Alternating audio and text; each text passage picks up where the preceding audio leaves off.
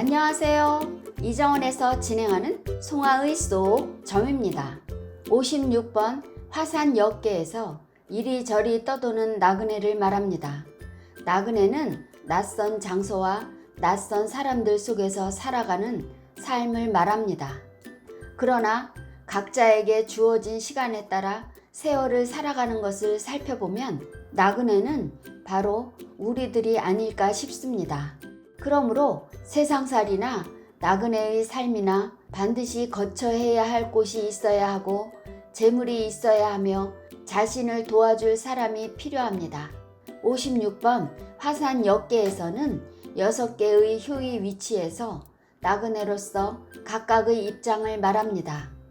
이번 시간에는 56번 화산역 내외계에 대해서 설명해 드리겠습니다.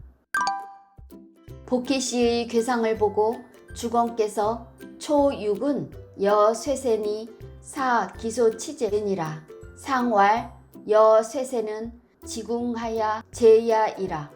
초6은 나그네가 가늘고 가느름이니 그 재앙을 취함이라.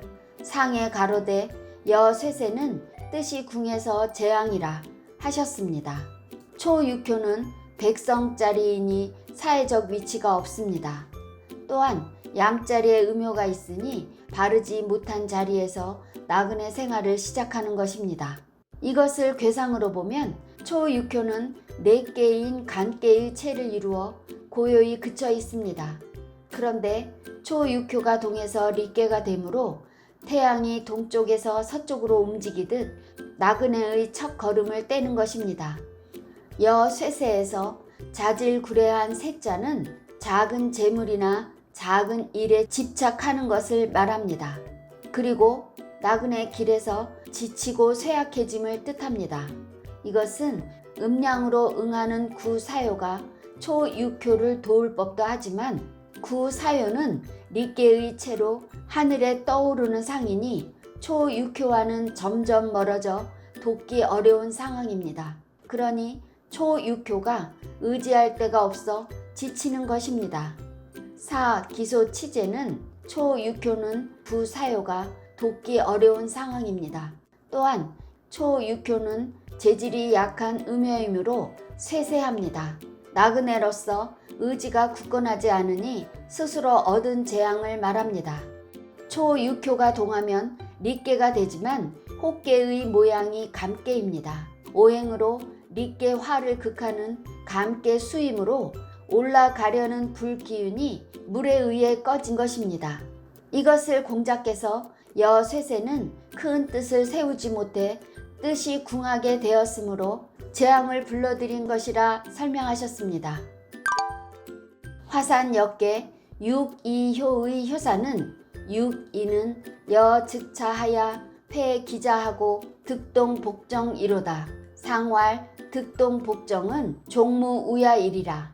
6이는 나그네가 여간에 들어가서 그 노자를 품고 어린 종의 발음을 얻도다. 상에 가로되 득동복정은 마침내 허물이 없으리라 하셨습니다. 6이호는 선빛 자리에서 나그네 생활을 말합니다. 나그네 생활을 하려면 부드러운 덕으로 처신해야 하는 것이 중요한데 6이호는 유의 득중한 자리입니다. 그러므로 나그네로서 자질을 갖춘 것입니다. 여즉차는 나그네의 거처를 말함인데 여간 차자는 간꾀의 상에서 나왔습니다. 6이호는 나그네지만 거처할 곳이 마련된 것입니다. 회기자는 여행 경비 즉 노잣돈을 뜻합니다. 6이호가 동하면 손께가 되므로 재물을 가리키고 손은 입야라 품속에 깊이 넣어둔 돈을 말합니다. 득동복정에서 동복은 4개인 간계에서 소남을 뜻하므로 6이호를 도와주는 어린 종입니다. 비록 정처 없는 나그네이지만 유의 득중한 상이니 나그네 생활을 하는데 무리가 없음을 뜻합니다. 이것을 공자께서 6이가 거처할 곳과 노잣돈과 어린 시종의 발음을 얻은 것은 유순중정한 덕이 있기 때문이니 마침내 아무런 허물이 없다고 설명하셨습니다. 화산 역계 구삼효의 효사는 구삼은 여분 기차하고 상기 동복정이니 려하니라. 상왈 여분 기차하니 여기상의 이요 이려여하하니 기의 상냐라.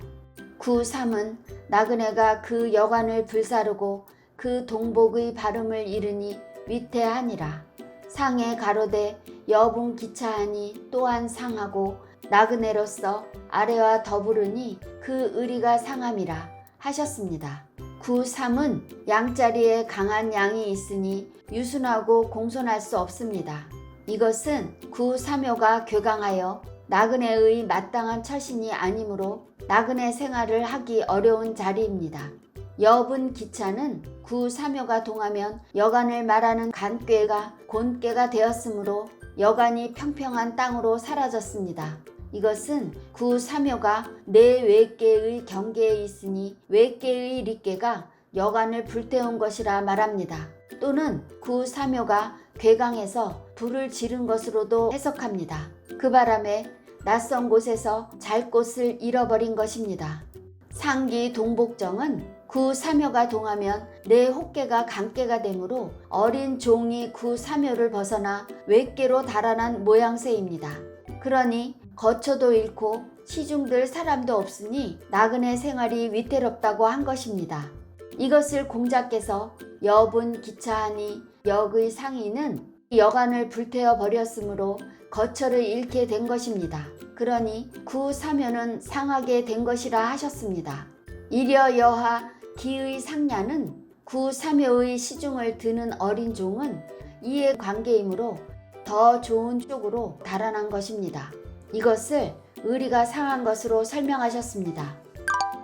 화산 역계 구사효의 효사는 구사는 여우 처하고 듣기 자부하나 아심은 불쾌로다. 상왈 여우처는 미득이야이니 듣기 자부하나 신미쾌야이라. 구사는 나그네에 처하게 되고 그 노자와 도끼를 얻으나 내 마음이 불쾌하도다.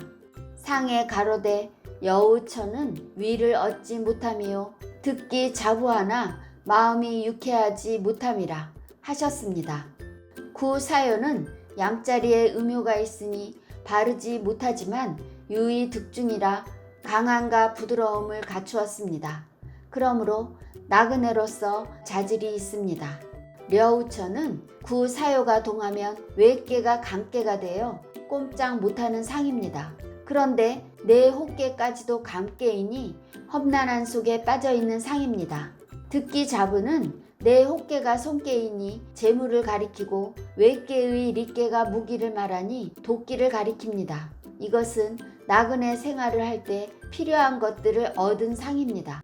아심불쾌는 구사는 인군의 명을 받아 려의 때를 극복하고자 합니다. 그러나 험난함에 빠져 있으니 구제하기 어려워진 심정을 불쾌함으로 말합니다. 이것을 공자께서 여우처 된 것은 위로 오르지 못하고 아래에 있으니 위를 얻지 못한 것이라 하셨습니다. 듣기 자부 신미쾌하라 한 것은 나그네로 생활하기는 괜찮으나 려의 때에 뜻을 세워 이루는 것이 어렵습니다. 그러니 마음이 편안하지 않은 것으로 설명하셨습니다. 화산 역계 육오효의 효사는 육오는 석치 일시망이라 종이 예명일이라. 상왈 종이 예명은 상체야 일세라. 육오는 꿩을 쏘아서 한 화살을 없애느니라. 마침내 명예와 복록으로서 함이라. 상에 가로되 종이 예명은 위에 미침이라 하셨습니다. 육오는 양자리에 음효가 있으므로 유의 득중이라 유순하고 중정한 덕을 갖추었습니다. 어려운 나그네 때이지만 극복하고자 합니다. 그래서 육오효에는 나그네의 려자가 없습니다. 석치 일시망에서 화살 하나로 꿩을 잡았다는 것은 손실이 적고 얻은 것이 크게 되는 것을 말합니다. 이것은 나그네 생활을 하는 유능한 인재들을 모으는 것을 의미합니다. 꿩 치자를 보면 화살 시에 세 추로 화살로 맞출 수 있을 만큼 멀리 날아갈 수 없는 새이고 거처를 정하지 않는 새입니다. 그러므로 꿩을 나그네 생활을 하는 새로서 말하고 있습니다. 종이 예명은 려의 때를 구제하려면 릿개의 밝은 지혜가 필요합니다. 육오연은 유순중정한 덕이 있으니 상구요와 구사요와 함께 릿개의 체를 이루고 있습니다. 그러므로 육오연은 마침내 명을 내릴 수 있으므로 명예 또한 있는 것입니다. 이것을 공자께서 종이 예명을 육오연은 어려운 나그네의 때를 구제하기 위해 명은 구사요에게 내린 것이고 상은 상구요에게 위의 미침이라 영향을 준 것이라 설명하셨습니다. 화산역계 상구효의 효사는 상구는 좁은 기소이니 여인이 선소후 호조이라 상우우이니 흉하니라 상왈 이려재상하니 기의 분야이요 상우우이하니 종막지 문야이로다. 상구는 새가 그 집을 태우니 나그네가 먼저는 웃고 뒤에는 부르짖음이라 소를 쉽게 이르니 흉하니라. 상에 가로되 나그네로서 위에 있으니 그 의리를 불사르는 것이요 상우우이는 마침내 들음이 없느니라 하셨습니다. 상구요는 음자리에 강한 양요가 있으므로 바르지 못한 자리에 있습니다. 그리고 상구요는 릿개의 성질로 성급합니다. 그런데 상구요가 동하면 진개가 되므로 급하게 움직이는 모습입니다. 상구요는 릿개의 체를 이루고 있으므로 하늘의 태양이나 하늘을 날아다니는 새입니다. 또한 상구요는 려개의 끝에 있으니 높이 있고 쉽게 움직일 수 있는 새의 집으로 말합니다. 좁은 기소에서 상구요는 길을 떠나려고 자신의 둥지에 불을 낸 모습입니다. 그러나 막다른 길이니 나갈 길이 없어 떠날 수 없습니다. 이것은 상구요의 성급한 모습을 말합니다. 여인 선소후 호조에서 상구요가 나그네의 길을 가려고 집을 태워 없애니 우선은 시원한 마음에 웃는 것입니다. 하지만 앞으로 더 나갈 길도 없는데 집을 불태워 버렸으니 당장 거처할 곳이 없습니다.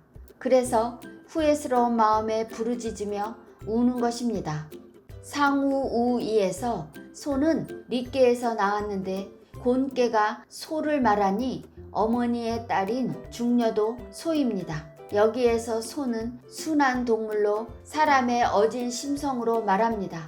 상구요는 나그네의 때를 마칠 때가 되었으니 순하게 받아들여야 합니다. 하지만 상구요가 성급한 모습에는 순하게 순종하는 성품을 잃어버린 것과 같은 것입니다. 그러므로 흉한 것입니다. 이것을 공자께서 이려재상은 상구요가 나그네인데 너무 높이 있으니 의리를 불사른 것이라 하셨습니다. 상우우이를 마침내 듣지 못한다고 한 것은 죽었으니 듣지 못하는 것입니다. 나그네의 삶이 곧 인생을 살아가는 세상살이로 설명하신 것입니다. 여러분, 송화의 속점은 여기까지입니다.